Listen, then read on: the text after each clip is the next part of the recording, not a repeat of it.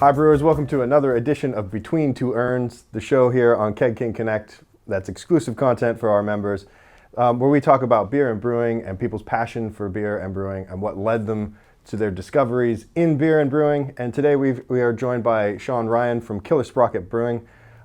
They're making fantastic beers out there and have been so for years now.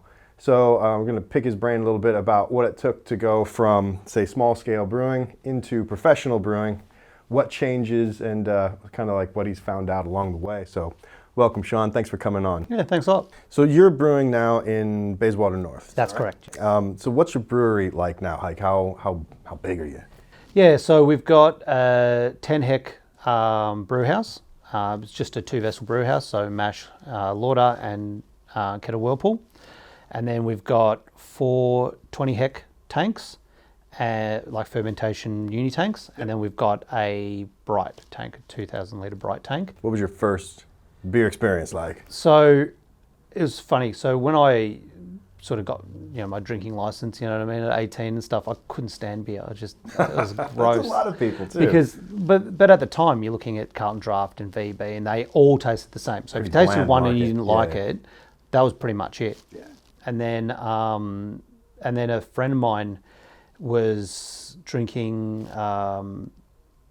James Squire. I think he brought. I can't remember if he started brewing his own beer first or if he was buying craft beer. But he was the one that sort of turned me on to. There was other beers other than a lager. You can drink something other than fizzy yellow. Yeah. So he got me hooked on that, and so he was home brewing, and I was like, well, if he can do it, I can do it better. So then I got a kit as well, like a little Cooper's, kit and kilo thing. A lot of people started making beers out of that, and I had people going, oh, this is, it's great and stuff. And then from there going to getting really into craft beer. And that was really, we're looking at probably about 20 years ago that we started getting into that kind of stuff. 90s, late 90s, early 2000s. Yeah. We were starting to get into it, and at the time, that's when there was that kind of first little explosion of craft beer, because you had, like, obviously, in Victoria, you had Grand Ridge and Red Hill, and these guys making amazing beers. And then Coimbra started as well. There's beer festivals started popping up. There was the Geelong Beer Festival started, and there was the microbrew showcase, which I think predates Geelong, I believe. But yeah, there used to be at Fed Square, there was this microbrewery showcase where I remember all the brewers would come. And stuff like that from way back then. Yeah, it was amazing. Yeah. So my mates and I would just go, and the first ever microbrewery showcase, we just rocked up and we bought tickets. There was only like 30 people. There was hardly anyone there. So we were able just to get tickets and just, on the day and wander in and grab tasters and stuff. God, try that today. This is still very early in craft beer. So we would drink near the exit, because people would go, there's no Carlton Draft here, there's no good beers. And they walk out and they go, oh, you want these tickets? We're like, yep. Yeah. They're all tasting tokens. Yeah, I remember so that. we just used to just get given tokens by people who wandered into the wrong place, thinking they were going to get lagers and it was all IPAs and things like that. So, this is back, if you can believe it, there was 2 IPAs in Australia. Yeah, what were they at There the was time? Mountain Goat. Yeah, and Jamison's Beast. And they were they were so opposite. And Jameson Brewery is no longer with us. They were putting out the raspberry beer and everything else back then. Yeah, so that was amazing. So so we'd go there and then we'd just talk to brewers, and I'd be like, sort of, how did you get started? What are you doing, and all this sort of stuff. And they just, pretty much every single one of them was just like, we're home brewing for a while, and then we just decided we want to have a brewery, so we just started one. Yeah, so I think there's a lot of our viewers, especially there's a lot of people on Connect, who have that kind of passion and drive. They're going, they taste that first couple of beers, they get really good at it. They do this, or maybe they've been doing it for years, and people have been encouraging them and saying, like, you should do this, you should do this. Yep. And then they decide to take that leap. When you decided to take that step away from I'm no longer going to do this based on little little brewing techniques. Yeah. What did you? How did that happen for you? And like, what did you decide? Like, is it a big investment up front? Yeah. Or and a lifestyle change? I'm guessing Yeah. as well. So what it was is I just always thought at one point I'll start a brewery, and then I was working in an insurance company, and that insurance company got sold, and my job got sort of made kind of redundant or Perfect timing. So I sort of left that and then tried to get another job, and it was very difficult to find something. This is around the GFC as well, so there was not a huge amount of jobs going at the level that I was at. So I ended up enrolling at university and studying business and entrepreneurship, because I was like, all right, I'm going to start a brewery by the end of this. So if I go to university and learn all the business stuff, and that course went through like accounting for entrepreneurs and marketing and law, and it just gave you this whole thing. It was like a 3-year degree at the end. And so at the end, you either start your own company or you work for Deloitte, telling other people how to run their companies. Yeah, exactly. Yeah. So that was a huge opportunity. And then through that, I was like, okay, so I've got that knowledge. I need to now know the beer knowledge. So I was still doing kit and kilo, sort of partial mash stuff like that. I was like, no, I need to work this out. So I started building my own kit, with a lot of parts from here. Okay. Well, actually across the road. Yeah, when we were just back then. Across the way there. Yeah. And then so I had the old the cooler with the false bottom Sure. for the mash tun, and a urn for the strike water, and it's still an efficient way to do your mash is in an esky, because it holds that temp really well. So So I just started learning from that and listening to as much stuff as I could. So a lot of podcasts and video stuff from Brews News to know what's going on in the Australian market, and then looking at Brewing Network in the States, because there's so many shows about every single part of brewing and resource, how you do this and how you do that, and when there was a mistake. So, as I was going, make a mistake, go through their huge archive and go, okay, who's done this wrong? All right, this is what I did wrong. This is what I need to do. I remember once I mashed in at about 95 degrees. Don't do that. No, it's a bit high. It doesn't make a very good beer. But you do these things. You've got to experiment. You've got to fail, and then so just kept going and trying to develop a recipe. The actual when I bought the ingredients for what became our Amber Ale, which is the first beer we launched with, I bought all the ingredients for the recipe, and the guy behind the desk at the homebrew shop, which wasn't you guys, I'll say that. No, we won't remember that. They said, he said, "What are you making?" I said, "I'm making an Amber Ale," and he goes, "Nah, it's not going to work." So what do you mean? He goes, "Nah, these ingredients don't go together." I'm like, okay, I think I know the homebrew shop that could have been. I think a lot of people probably advice do. like that. Yeah, and I was like, well, either you don't know what you're talking about, or I don't know what I'm talking about, but I'm going to back myself and hope that a lot of other people have taken your advice and not done what I'm going to do, and I'll have a unique beer. Yeah. And I did. So when I launched, people were like, wow, this is like nothing we've ever tasted. Like, yeah, because those ingredients don't go together. Apparently, yeah. According to somebody who... who runs a homebrew shop that will remain nameless. But so that essentially that's what kicked off the journey. And then and this is a good advice, if you're going to actually start a brewery and you think, your beer is up there, people won't insult you to your face. Everyone will be like, this is amazing when you're giving them free beer. Of course. Yeah. So what I did free cold beer. Yeah. So what I did is I actually did a blind tasting. So I got a bunch of friends together. I got people who were like very much into craft beer, right through to people who drink wine and they don't touch craft beer at all. Sure. Yeah. And then I went and said, well, I want to get into I want to do an Amber Ale. I want this thing. So I actually went on Untapped. It was Rate Beer at the time. I don't know if Untapped was actually made at that point. Might probably have been Rate Beer. And I looked at the top Amber Ales that were available in Australia. Yep. So I bought all the top ones and all the medalled ones and all the trophy-winning amber ales. This is a good way to do this. And I yeah.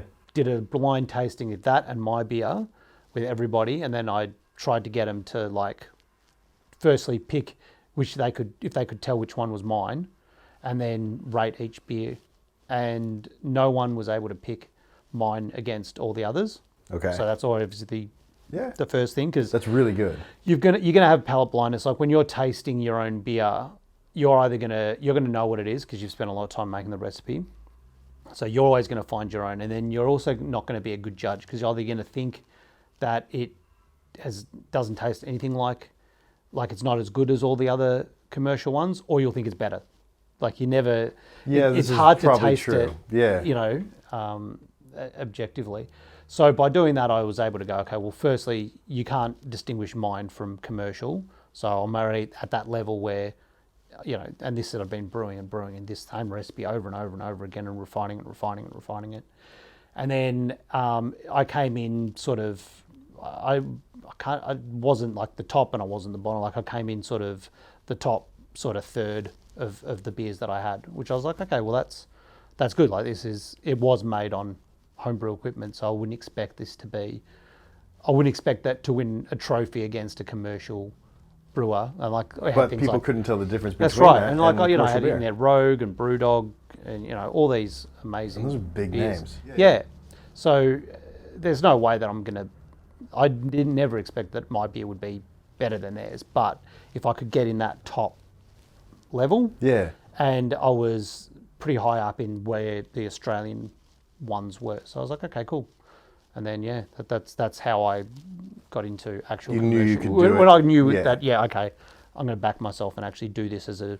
It's confidence building, and I think it's also highlights that when it comes to brewing just even small batch stuff, you have a level of control that's really, you get a smaller batch, a little more hands-on, you can really dial in the flavors. And I've been saying this with other guests on the show as well, that, you know, I'd put it out there that really good home brewers who are confident with their equipment, who are confident with their processes, who experiment and drive things forward so that they're always improving on things, their beers are outstanding. And in some cases, probably drinking a bit more of a decadent beer in some cases, because it doesn't cost as much to kind of put together from a brewery perspective. So is that something that you've noticed as well, as from a brewery perspective now, what you used to brew for yourself and what you have to offer to people? Is there a compromise at some point, or do you kind of now look at your recipes and go, you know, you'll give the drinker the thing that they want the most, which is a quality beverage at any cost? Is there a certain thing where there's a cost point where you're like, no, I'm not going to be throwing saffron into my beer anytime soon, right? Yeah. I guess it's a very interesting market now, because there are so many people pushing the envelope and making these dessert beers and making these incredible things. And we don't really do that. And it's more the fact that my sort of ethos of where I got into the industry, and what I always say with the brewery, is that if someone's making a good beer, don't compete with them.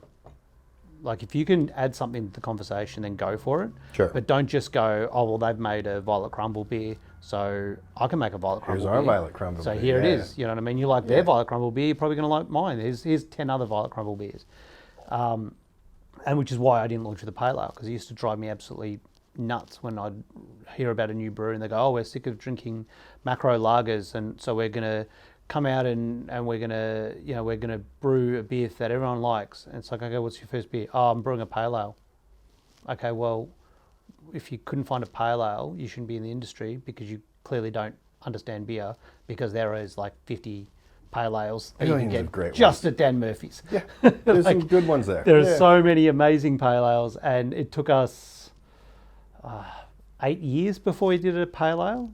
And it was mainly once we got the brewery, is that people coming into the tap room, Sure, they want a pale ale. they want a pale ale. Yeah. So we brewed a pale ale, essentially, partly because of that, and partly because we got delivered the wrong ingredients. So you can make it as a pro brewer Yeah. in Australia, distributing to all sorts of cities as you guys do. Yeah. without doing a pale ale for Yeah. 8 years. Yeah, So- for 8 years we didn't do a Okay. pale ale. And this is the other thing is like you've got, if you look at who's hot right now and the breweries that everyone's clambering over, none of them are going as the pale. You know, I really want the No. Deeds pale ale. I really want, Mr. Banks's pale ale. You know what I mean? Like they've all got these. Looks kind of like Yeah. Hazy's driving the market hazies are, at the driving moment. that, and that's that's one of those things. There's a lot of hazies out there, but from a pale ale point of view, and I think pale ales and lagers are the two hardest beers to launch with, because especially at a lager, it is hard to make a really good lager. Yeah. Also, people will not pay the value of a lager, the amount of time it makes to make a lager, or the ingredients, all that time it's taking That's a to very do it. good point. You're It's tying not up your very tanks, you're doing that. Commercially viable, is it? People look at lagers as that's the smashable cheap beer, and that's what pubs are going to buy. Sure. So unless you're someone like Moondog or someone that's got huge amounts of tank space and can have a massive economy of scale and pump that out, or you're making a lager that no one else has made, then I would say don't launch with a lager or a pale ale, because they're and that was the thing when we made our pale ale, and it's one of our more popular beers. It outsells all the other ones combined pretty much, but that's because it's our pale ale, so it's people who like our beers and they want to see what our version of a pale ale was. And it took me a while to kind of come to terms with that, because I was just like, why'd you make a pale ale? There are so many good pale ales. But I had someone go, I want your pale ale. I want to have the Killer Sprocket version of a pale ale, and a little bit maltier, a little bit more bitter, and all this sort of stuff. And I was like, all right, cool. So we'll put something out that is not widely available. Yeah. And that's where we've sort of found the niche. But that's only because we've been doing sort of beers like Amber and Bandit and Rye IPA and all these other things that some people want. Rye IPAs. Something else. Yeah. Yeah, the Rye IPA is going well. That's had its resurgence. So IPA is my language. I love IPA. Everybody knows this. I'm one-dimensional like that, and I don't care. I am looking into other types of beers, and apparently there's heaps of others out there besides IPA. But that Rye's spot on, and it's one of the ones I definitely enjoy drinking when it comes to Rye IPA. Yeah, thanks.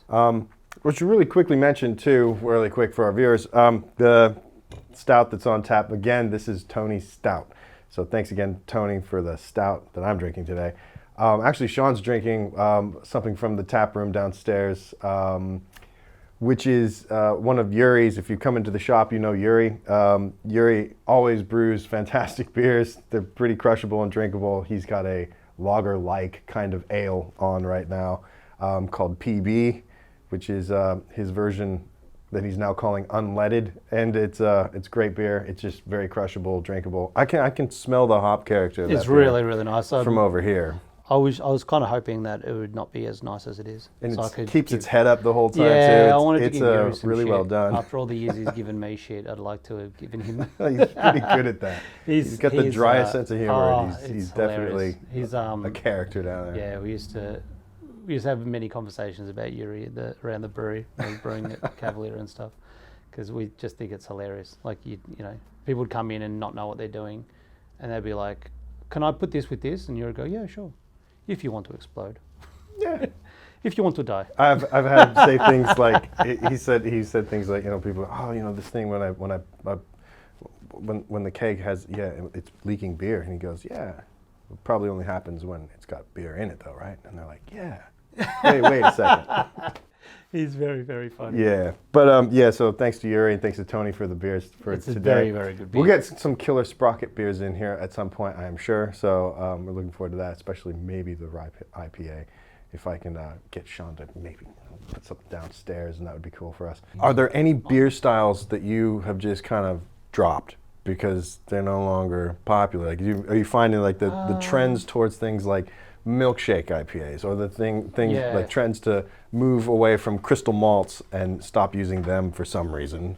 Not really. I think from what we were doing, because when we started, we contract brewed the first two batches, And then we were very, very lucky that we were given the opportunity to buy our own fermentation tank and install it in an existing brewery.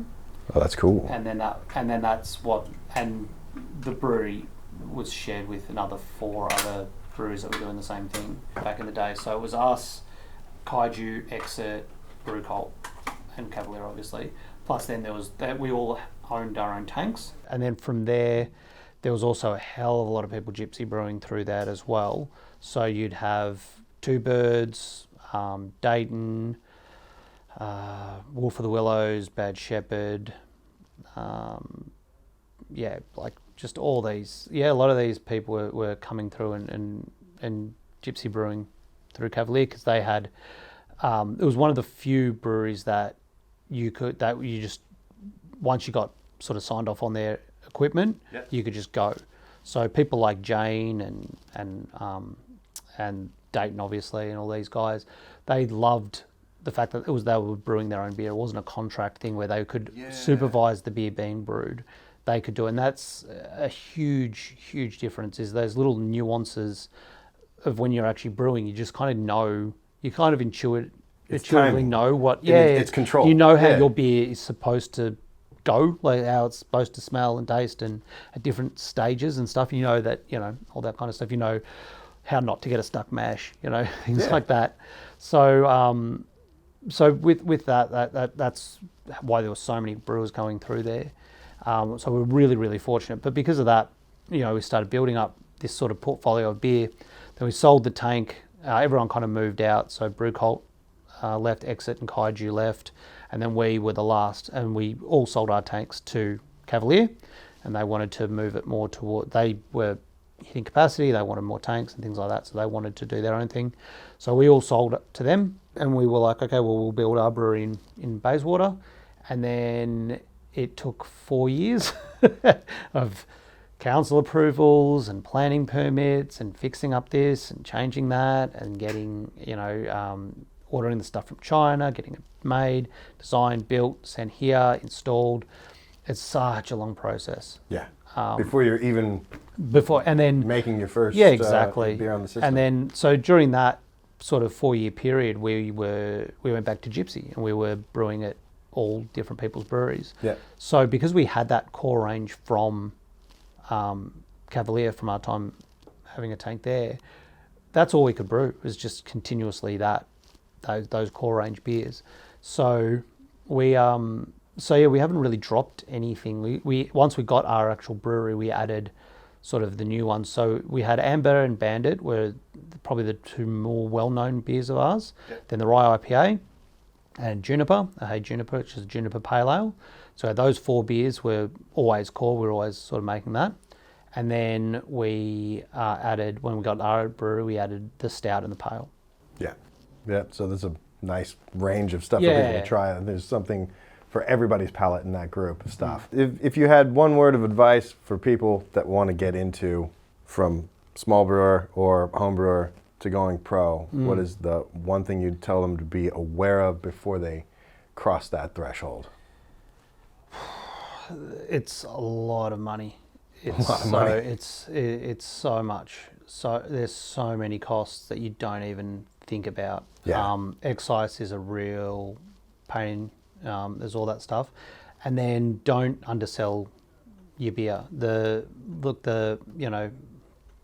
going to want to get out there and you just want to see your beer out there. So, you've got all these kegs, sell it for what it's worth, because if you start selling your kegs for $150 a keg or selling them at cost, or some people sell them below cost and they think it's a way that they're going to get their foot into the industry, it's like, oh, well, if I just sell my beer for cost price and gets in the bar and then heaps of people are drinking it, then they'll just keep, and then, I'll put my prices back up normal and then people will buy it. No. There are so many breweries out there. There are so many people in line behind you. All you're going to do is get your beer sold to bars that are just chasing price. Sure. And you will either not get paid at all, or you will just never be able to get your beer back at the price that it needs to be. And then you're not going to be able to get your cash flow. You're not going to be able to make... It's like there's a lot of people, I don't know if people realise that Excise is very high in Australia for one thing, but you pay it on production. You don't pay it on sale. Yeah. So if you brew 2,000, 4,000 litres of beer, you've got to pay all that excise. And then you're not going to get paid for quite a while after that by the time it's out in the market. So you really need to start. You need to price your beer properly. Sure. So that's my sort of advice, is just look at your dollars and don't... Look at the books first. Yeah, don't go out there and, I mean, I heard of one brewery that was doing 2-for-1 deals, and that's not buy 2 kegs, get 1 for free. That was buy 1, get 2 other kegs for free. So that's 3 kegs for the price of 1, because they just wanted market dominance. They just wanted to be in the bar and everything like that. But talking to the bar owners that did that deal, they knew exactly when that beer was going to run out, and they weren't going, and they weren't going to buy it again. And not at a different price. No. Yeah. That's rough. It's a very competitive market to jump into in Australia. Yeah, it is. It is very competitive, and I think a lot of people are going the brew pub model, which, being a production brewer and sending your beer all around Australia is not cheap and it's not easy. But brew pub, obviously, you're going to be beholden to the climate, traffic, you know, and all that sort of stuff. So know what you're doing. No, don't do it by yourself. It's another huge bit of advice. Yeah. And that's tricky because also you've got to trust who you're going into business with. Of course. But once again, it's all about money. If you got the money and you can hire a brewer, hire a salesperson, if you're going to get into production and you need to get out there. If you don't, if you're just happy being a brew pub, probably don't need a sales rep. Yep. Spend Spend the money on a good brewer that knows what they're doing and can add something to your experience. I was very lucky, even though I'm not formally trained. I homebrewed for ages, and then where we were brewing at Cavalier, I had, Dan Dayton, Nat from Kaiju, Hendo from Brew Cult, Jane from Two Birds, Brendan, Three Ravens, like all these guys were there brewing their beers all the time. So, so these are your mentors, basically. These are my, my sort of workmates. These are the people who, like, you just be hanging around and you just talking stuff. Like my rye IPA, there's no way to be where it was if it wasn't for Dan Dayton giving me advice and help on how to brew with rye. Because at the time he had Red Eye Rye, and that's a cracking beer. And he just said, look, this is how you brew with rye. This is how you do it. And people, I don't know, like, just ask for advice. And I think that's a good thing about homebrewers. They usually do ask for advice. Like, people who are serious about it will pick your brain about every single little thing. Yeah, we do take the time to talk to people about beer and brewing, and also having people like you come in and help us to, put out, like, even further knowledge. I think a lot of us, we taste that first beer, and we get into the fact that it's good, like, and you start thinking, maybe I can make this better. And the people that start doing that, obviously they get this inspiration. They're like, oh, okay, so beer is achievable. It's a thing that you can actually make. You can make it at home, you can make it with small scale equipment, and it probably wouldn't be too difficult to just make a lot more of it and get bigger and bigger. And I think it is a common driver in a lot of us. And that information that we give to each other, the knowledge that we share and everything, just makes us all better brewers. To be able to have that wealth of knowledge and tap into what this person knows about grain, what this person knows about equipment. Yep. In your case, what you know about, you've started it, you've gotten it there, your beers are available. You have a tap room, you have a tasting Yeah, we have a cellar area? door, yeah. So you can actually come in, essentially come drink beers in the brewery. Like, it's not a sort of segregated thing where you've got like the breweries over here and here's the room that you can sit in to drink. Great, like, you get to, and if there's stuff in tank, like, I'm very happy to pour people a beer out of the tank. Out of the sample port. Yeah, out of the sample port if it's carbonated. Often I'll pour stuff that's still sort of fermenting and stuff, because that's the other thing is people don't know what a fermenting beer, like, if you want to get into brewing, you should be tasting your beer Throughout the process. all through you need to know what your beer tastes like as it's fermenting. The other thing is you need to know what the beer tastes like once you've brewed it. Like, that wort, when you first hopped in, it's that bitter, horrible taste. You need to know what that's going to end up and be able to make adjustments at that point, because there's no point trying to adjust it once it's beer, you Yeah. need to adjust it at wort. Yeah. That makes a lot of sense. It's true. Yeah, so people can find Killer Sprocket in Bayswater North. Yes, they have a tasting room. Yes, Sean's happy to show you some of the stuff that he's working on as well, if he has the ability. And I definitely would encourage you guys to go out there, find the cellar door, try it for yourself, find Killer Sprocket beers wherever you can. And do you know where they are distributed as well? They are distributed in Victoria, Queensland, New South Wales, WA. So all should be good, able to find some. all good stores. And that rye IPA is killer. So definitely check it out. Sean, thanks so much for coming in. Oh, thanks very much for having me. Yeah, and sharing a beer, telling us a little bit about what it's like to make that step, to go from small scale brewer to large scale brewing, what changes, what are some of the pitfalls. So brewers, be careful when you make that step. You now know, have some money.